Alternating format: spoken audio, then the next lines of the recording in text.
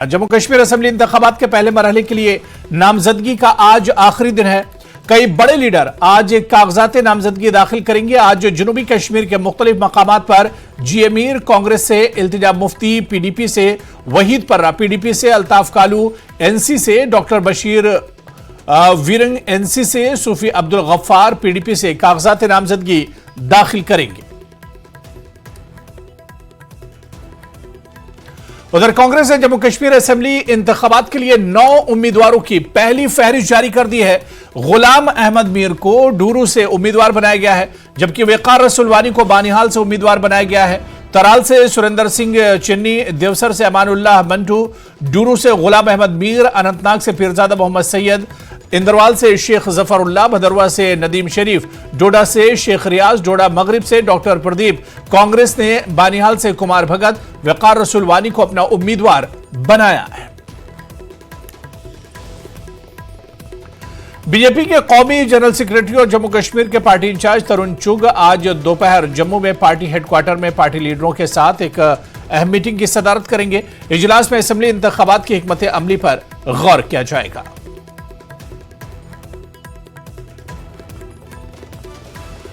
India इत्तेहाद ने जम्मू कश्मीर में assembly इंतखाबात के लिए सीटों की तकसीम पर एक मुआहिदा कर लिया है। कांग्रेस और नेशनल कॉन्फ्रेंस के रहनुमाओं ने श्रीनगर में मुश्तरका प्रेस कॉन्फ्रेंस की और सीटों का ऐलान किया। प्रेस कॉन्फ्रेंस में फारूक अब्दुल्ला, केसी वेणुगोपाल और तारिक हमीद कर्रा समेत कई रहनुमा मौजूद रहे। कि हम लोगों ने नेगोशिएशंस पूरे कर दिए हैं और बड़ी ही अच्छे कॉर्डियल एटमॉस्फेयर में हम लोग ने जो है कोऑर्डिनेशन कर दिया है और कांग्रेस और नेशनल कॉन्फ्रेंस इकट्ठे इलेक्शन लड़ेंगे। Congress and national conference coming together to make a government in Jammu Kashmir which is totally friendly with Jammu Kashmir people, totally save the people of Jammu and Kashmir. जैसा डॉक्टर फारूक साहब ने और वेणुगोपाल जी ने बताया, ये अलायंस स्टिच करने के पीछे इसका स्पिरिट क्या है और जो हम लोगों ने आपस में अंडरस्टैंडिंग की है बहुत ही कॉर्डियल एटमॉस्फेयर में हुई। Out of 90 seats national conference will contest 51 seats, clear 51 seats, INC 32, friendly contest but in a very disciplined manner from both sides, and we have narrowed it down to 5 seats, and over and above these 88 seats we have left 1 seat for CPIM and 1 seat for Panthers party, so in total it comes to 90 seats. Janata Dal United party ने जम्मू कश्मीर में assembly इंतखाबात को लेकर सरगर्मियां तेज कर दी हैं। JDU के तर्जुमान और इलेक्शन इंचार्ज और पार्लिमानी बोर्ड के मेंबर अमित कपूर ने कहा कि उनकी पार्टी जेलों में बंद कश्मीरी नौजवानों को रिहा करवाएगी और यहां की आवाम को एक नई हुकूमत देगी। उन्होंने एनसी और पीडीपी को भी तनकीद का निशाना बनाया। एक ऐसी पार्टी है जो हमारे पार्टी के प्रेसिडेंट हैं शाहीन साहब, इन्होंने पिछले बहुत ही सालों से कश्मीर के लिए हर मुद्दे मसाइल को सेंटर तक पहुंचाने की कोशिश की। आज से पहले की जितनी भी सरकारें थी, चाहे वो एनसी की हो चाहे वो पीडीपी की हो, आज तक उन्होंने कश्मीर के लिए कुछ भी नहीं किया। सिर्फ खोखले अपने दावे थे उन लोगों के। और कल हमें जान के बहुत अफसोस भी हुआ, हमने यहाँ पे केस देखा कि 14 साल की बच्ची है, वो कह रही है 2 साल से पहले उसके ऊपर किसी एसएचओ ने एफआईआर लगाई हुई है, उस एफआईआर का मालूम ही नहीं है वो एफआईआर किस चीज़ की लगी हुई है। तो वो कश्मीर के साथ ये जो है, ये जो चीज़ हुई है उन सरकारों के टाइम में ही हुआ है और हम चाहते हैं कि आने वाले टाइम के बीच में कश्मीर की आवाज़ को हम जो है उधर जाके बुलंद करें, क्योंकि सेंटर के बीच में वहाँ जाके हम उस चीज़ को, उस सिस्टम को आगे तक लेके जाएंगे। जो यहाँ पे पहले भी गुनाह हुए हैं, आने वाले टाइम में वो गुनाह ना हो। और आज के टाइम में हमारी जो यूथ है वो एक से एक हिसाब से आप देखो कि नशे के बीच में जा रही है। तो हम चाहते हैं कि बच्चे जो है वो सीधे रास्ते पे जाएं, आवाम सीधे रास्ते पे जाए और हमारे जम्मू कश्मीर के अंदर खुशहाली आए। जम्मू कश्मीर के अंदर बीजेपी के साथ हमारा कोई अलायंस नहीं है, ठीक है। और अगर वो पार्टियां ये कहती हैं तो उनको बोलो कि जिस वक्त वो बीजेपी की सरकार के बीच में पीडीपी उनके साथ में थी तो क्या कर रही थी, उस वक्त कश्मीर के लोगों की आवाज़ को क्यों नहीं बुलंद किया गया। एनसी के यहाँ पे फारूक अब्दुल्ला, उमर अब्दुल्ला यहाँ से जाके दिल्ली जाके वहाँ पे जाके बैठ जाते हैं, उस वक्त उन्होंने कश्मीर के लिए क्यों नहीं काम किया। आज हम सेंटर में हैं, हमारे उनके सामने ये मसले मसाइल रखेंगे। आज अपने एक हिसाब से देखा जाए इन लोगों का वहाँ के अंदर लेवल क्या है, आज के टाइम में भी देखा जाए, ये लोग सिर्फ उठ के यहाँ से जाते थे, अपने लिए फायदे उठाते थे और कश्मीर के आवाम के लिए कुछ नहीं सोचा जाता था। कांग्रेस के सीनियर लीडर और जे&के कांग्रेस के साबिक सदर जी अमीर ने आज डूरू अनंतनाग में पर्चा नामजदगी दाखिल किया।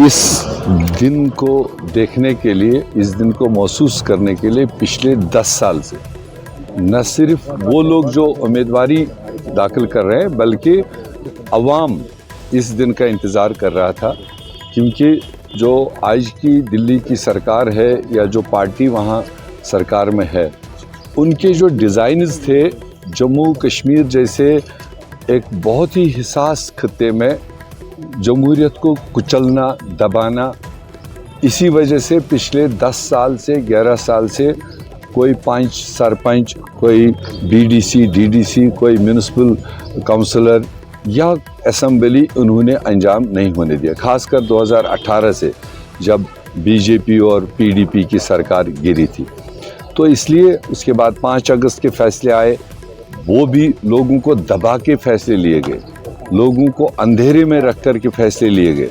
वो आज तक किसी जमहूरियत में वो तरीका इख्तियार नहीं किया गया। तो इसलिए लोगों का दम भी घुटा हुआ है और लोगों की मजबूरियां भी थी। नेशनल कॉन्फ्रेंस के सदर डॉक्टर फारूक अब्दुल्ला ने इंडिया इत्तेहाद पर रद्द-ए-अमल जाहिर किया। उन्होंने क्या कुछ कहा, आइए सुनते हैं। खफा है अलायंस की वजह से जो मैंडेट मिला है। इंशाअल्लाह लोग खफा भी होते हैं और लोग खुश भी होते हैं, दोनों चीज़ें बराबर हैं। अलायंस ज़रूरी है। अगर हमने इस रियासत को बचाना है, इस रियासत को आगे ले जाना है और तरक्की इस रियासत में करनी है और इस मुश्किल से निकलना है, सरकारी राज से निकलना है, तो अलायंस ज़रूरी है। डॉक्टर साहब, क्या आपको लगता है कि जो बाइकाट की कॉल देते थे कि वो भी अब पोलिंग में हिस्सा लेंगे इस बार? मैं मुबारक करता हूं उनको कि वो ले रहे हैं साथ। उनको भी पता लगेगा वो कितने पानी में है। द्यूसर हल्के से अपनी पार्टी के उम्मीदवार रियाज अहमद भट्ट ने कागजात नामजदगी दाखिल किए। उन्होंने मीडिया से गुफ्तगू करते हुए कहा कि अब वाज़ेह हो गया है कि टीम बी कौन है और प्रॉक्सी कौन है। उन्होंने कहा कि अपनी पार्टी मजमूई तरक्की और पेशरफ्त पर यकीन रखती है। मैं आपको बता देना चाहता हूँ, प्रॉक्सी कैंडिडेट का नाम बी टीम का, ए टीम का कल डिक्लेयर हो चुका है। जब द्यूसर में बीजेपी ने अपना कैंडिडेट मैदान में नहीं उतारा बिकॉज ऑफ मोहम्मद सरताज मदनी साहब, क्योंकि महबूबा जी नहीं चाहती कि उसके जो मामा जी है वो हार जाए किसी से, इसलिए बीजेपी अंदरूनी सपोर्ट कर रही है पीडीपी को। यह आपको प्रूव मिल जाएगा विद इन 3 डेज 4 डेज, आप खुद देखोगे बीजेपी के वर्कर पीडीपी में जाएंगे और वो पानी के नीचे या पानी के ऊपर उनको ही सपोर्ट करेंगे। और रही बात जो हम पे इल्ज़ाम लगा था, हम बीजेपी के साथी नहीं थे, हम एनडीए के पार्टनर थे उस टाइम, ना कि बीजेपी के। और बदकिस्मती से हमने पहला भरोसा किया था किसी के साथ अलायंस करके, हुई है गलती, एक्सेप्ट करते हैं, लेकिन आगे से हमने कसम खा लिया, वादा बंद हो चुके हैं कि हम किसी के साथ अलायंस नहीं करेंगे। सोलो वर्सेस स्क्वाड लड़ेंगे, अकेले लड़ेंगे, अपने दम पे लड़ेंगे, किसी का सहारा नहीं चाहिए, अपने नबी का सहारा चाहिए, अपने अल्लाह का सहारा चाहिए और द्यूसर की आवाम का सहारा चाहिए, जम्मू कश्मीर की आवाम का सहारा चाहिए। तो खबरों का सिलसिला जारी रहेगा, यहां पर रुकेंगे फिलहाल छोटे से ब्रेक के लिए।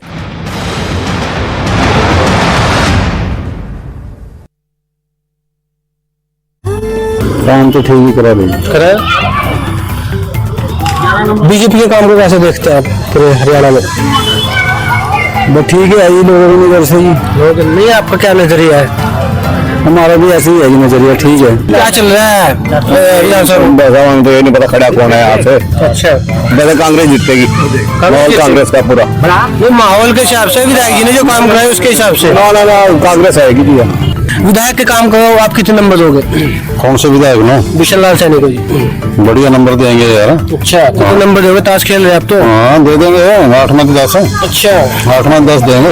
8 में से 10? हाँ। अच्छा, मतलब 100% बनेगा। माहौल गर्म है। माहौल तो खैर ऐसा है कि अब तो कांग्रेस को ही वोट डालती है, जब से वोट बनी कांग्रेस को वोट डालती है। तो मजदूरों का जो गरीब तबके के लिए ये सरकार कैसी है? जब ये कुछ सरकार नहीं है, हमारा कुछ नहीं संवारा, सरकार ने क्या संवारा हमारा। राशन कार्ड हमारा हम मीर बना रखे। बिजबिहाड़ा के लिए पीडीपी के उम्मीदवार इल्तिजा मुफ्ती ने बिजबिहाड़ा से अपना पर्चा नामजदगी दाखिल किया। पीडीपी सदर महबूब मुफ्ती और दीगर कायदीन इनके साथ बिजबिहाड़ा श्री गुफारा के दफ्तर में मौजूद थे। बिजबिहाड़ा के लोगों को यकीन दिलाना चाहती हूँ कि इंशाल्लाह अल्लाह ताला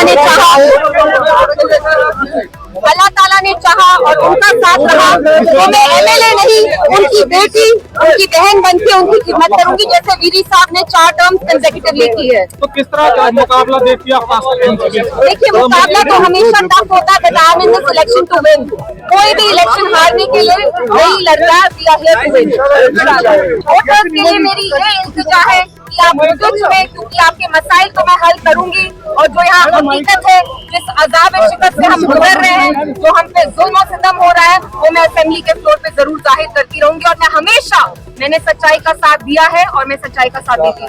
हमारे बहुत वसीर है, मेरी उससे कल बात की और मीडिया के थ्रू में कई लोगों ने न्यूज 18 से बात करते हुए सियासी माहिर सुहेल काज़मी ने कहा कि एनसी कांग्रेस के दरमियान यह इत्तेहाद यकीनी तौर पर जम्मू कश्मीर के इस असेंबली इंतखाबात में बीजेपी समेत दीगर सियासी जमातों को मुतासिर करेगा। उन्होंने कहा कि नेशनल कॉन्फ्रेंस और कांग्रेस पार्टी के दरमियान कबल अज इंतखाबात इत्तेहाद जम्मू कश्मीर में हुक्मरां जमात के खिलाफ असेंबली इंतखाबात में दोनों जमातों को फायदा देगा। नेशनल कॉन्फ्रेंस और कांग्रेस की तरफ से प्री पोल अलायंस किया गया है, इसका क्या इम्पैक्ट रहने वाला है जम्मू कश्मीर की राजनीति में और विधानसभा चुनावों में? वाकई ही क्या ये पार्टियां जो हैं अपना जो वर्चस्व बनाने की कोशिश में हैं वो बना पाएंगी? Senior political expert Suhail Kazmi हमारे साथ मौजूद हैं। सुहेल साहब, किस तरह से आप इस अलायंस को देखते हैं?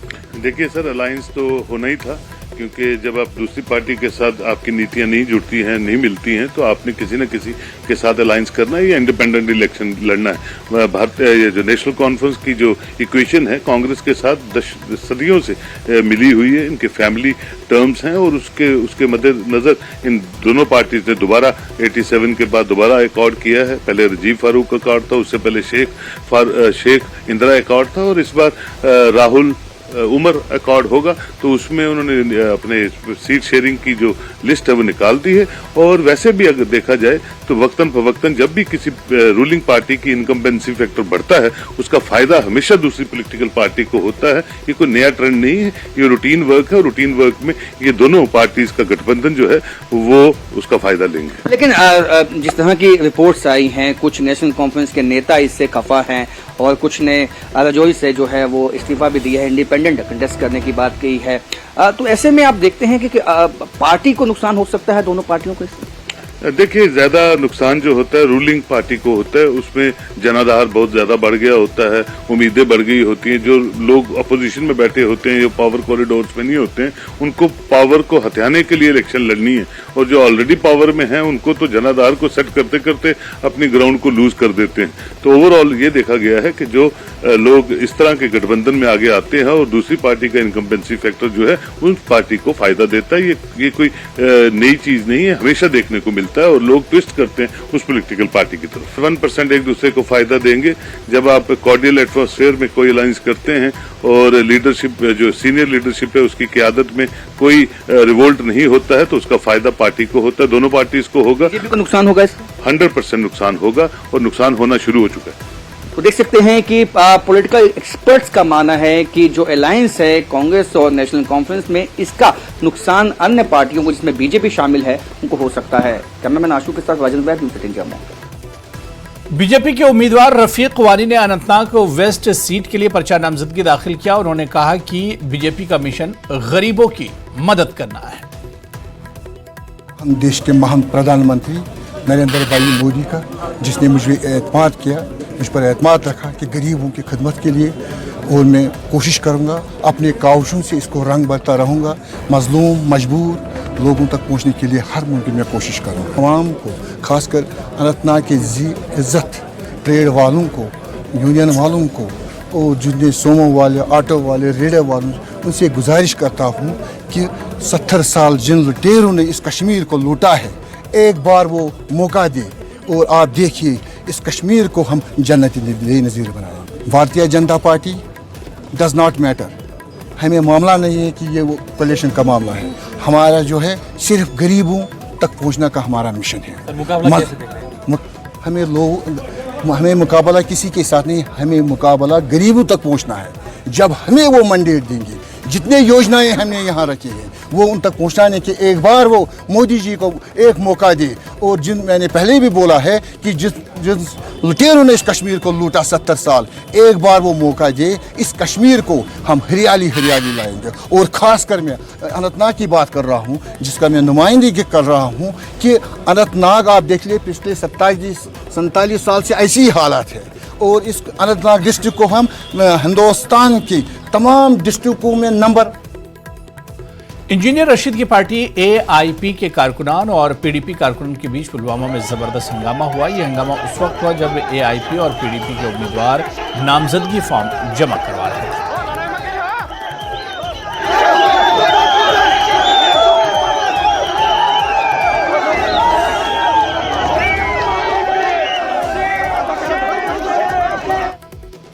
BJP, Congress, NC, DPAP, BSP, AAP और आजाद उम्मीदवारों ने आज बानिहाल असेंबली हल्के में पर्चा नामजदगी दाखिल किया। इलाके में हल्की बारिश के बावजूद हाईवे पर बड़ी रैलियां मुनक्किद हुई। सरजान बरकती का भी पर्चा नामजदगी दाखिल किया गया। इस मौके पर उनके बेटी, बेटा और हामियों की खासी तादाद मौजूद रही। हामियों ने सरजान बरकती के हक में नारे लगाए। शोपियान की आवाम से गुजारिश करता हूं, जम्मू कश्मीर की आवाम से गुजारिश करता हूं, ये आपका बुनियादी फर्ज बनता है। आप मत सोचिए कौन क्या बोलेगा, लेकिन आपका यह हक बनता है कि आप उनका साथ दें। 2016 से आपको पता है वो किस तरह से इस कौम के लिए लड़ रहे थे। अब आपका भी फर्ज बनता है उसके साथ खड़ा रहना। सरजान बरकती का बेटा हमारे साथ है। मेहरबानी करके जो मेरे बाबा को बहुत बड़ी हथकड़ियाँ लगी है, वो अब आप तक है। आप ही उनकी हथकड़ियाँ तोड़ सकते हो। आपके मम्मी पापा बंद है जेल में। जी सर। बताइए आप। कश्मीर बाबा की तरफ से यहाँ पे आई हूँ मैं बखूबी। मुझे कश्मीर के लोगों से उम्मीद है कि वो हमेशा हमें वोट करेंगे। मेरे बाबा के हाथों से अगर कोई हथकड़ियाँ उतार सकता है तो वो सिर्फ कश्मीर की। उधर रामबन से बीजेपी उम्मीदवार राकेश ठाकुर ने डीसी ऑफिस में अपना पर्चा नामजदगी भरा। बीजेपी के सीनियर लीडर तरुण चुग नामजदगी के मौके पर इनके हमरा मौजूद रहे। राकेश ठाकुर के हामियों की बड़ी तादाद ने बीजेपी के हक में नारे लगाए। रामबन में जो है कमल का फूल खिलेगा और इस बार जो है यहाँ जो राकेश ठाकुर जो के टिकट दिया है उनकी टिकट जो है यहाँ पर कंफर्म हुई थी। उनके साथ में तरुण चुग जी यहाँ पहुँचे हुए हैं। तो न्यूज़ 18 जो है लगातार आपको ग्राउंड जीरो से रिपोर्ट दिखा रही है कि किस तरह जो रामबन में जी इस वक्त नॉमिनेशन का जो सिलसिला शुरू हुआ था उसमें इंडिपेंडेंट कैंडिडेट्स है, इंडिया अलायंस का कैंडिडेट है और अब बीजेपी का कैंडिडेट जो है इस वक्त आरोग्य दफ्तर की तरफ बढ़ रहा है। और उनके हमरा जो है तरुण चुग जी जो है वो यहाँ पहुँचे हुए हैं और वो लगातार जो उन्होंने उनका कहना यही था। उन्होंने न्यूज़ 18 के साथ खास बात करते हुए कहा कि रामबन में जो है जनसैलाब उमड़ कर आया बीजेपी के हमरा और उनकी यही कोशिश है कि यहाँ पर बीजेपी का जो कैंडिडेट है वो जीते और आगे असेंबली में जाए। और जो वजीर आजम मोदी का जो मिशन है जम्मू कश्मीर को खुशहाल जम्मू कश्मीर बनाना, उसके लिए जो है वो कोशिश करेंगे।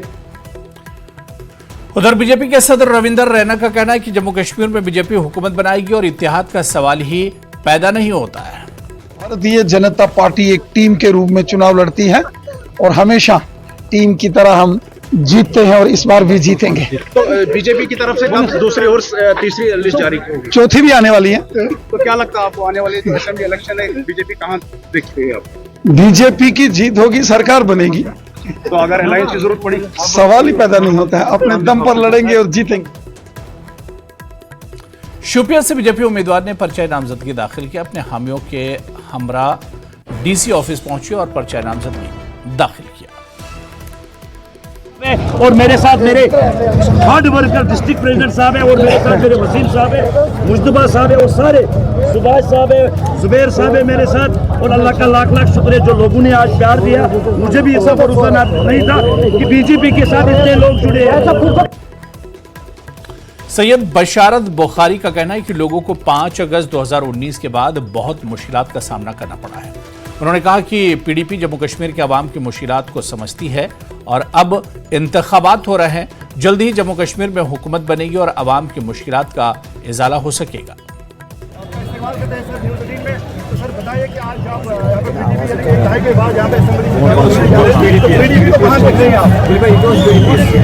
पहले सबसे पहले अल्लाह ताला का लाख लाख शुक्र है कि इलेक्शन हो गए।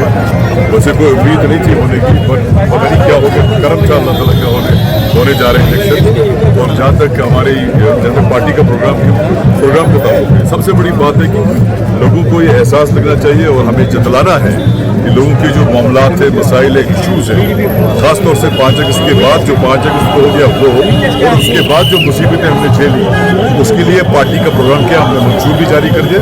इंशाल्लाह हम हर मोड़ पे, हर मामले में, हर वक्त, हर लम्हे हम उमर अब्दुल्ला ने कहा कि कांग्रेस ने बीजेपी के खिलाफ लड़ने के लिए नेशनल कॉन्फ्रेंस के साथ इत्तेहाद किया है। वो आज जिला अनंतनाग में मीडिया से बात कर रहे थे, जहां एनसी उम्मीदवारों ने कागजात नामजदगी जमा कराए थे। हमने कांग्रेस के साथ एक सीट शेयरिंग एग्रीमेंट वो भी तय किया। कोशिश हमारी ये रही कि बीजेपी और बीजेपी के साथ मिले हुए जो लोग हैं उनके खिलाफ हम एक कंसोलिडेटेड फ्रंट के तौर पे मिल के ये इलेक्शन लड़ें ताकि कामयाबी की जो गुंजाइश है वो और ज़्यादा बढ़ जाए। इसमें मुझे इस बात का एहसास है कि कई सारे हमारे ऐसे साथी हैं जिन्होंने पिछले 5-10 साल बहुत मेहनत की और जो तमन्ना रखते थे नेशनल कॉन्फ्रेंस की टिकट पे इलेक्शन लड़ना और जो उम्मीद भी रख रहे थे, लेकिन इस सीट शेयरिंग में बदकिस्मती से उनमें से कुछ रह गए। हमें उस बात का अफसोस भी। तो चलिए इस बुलेटिन में अभी फिलहाल इतना ही। आदाब।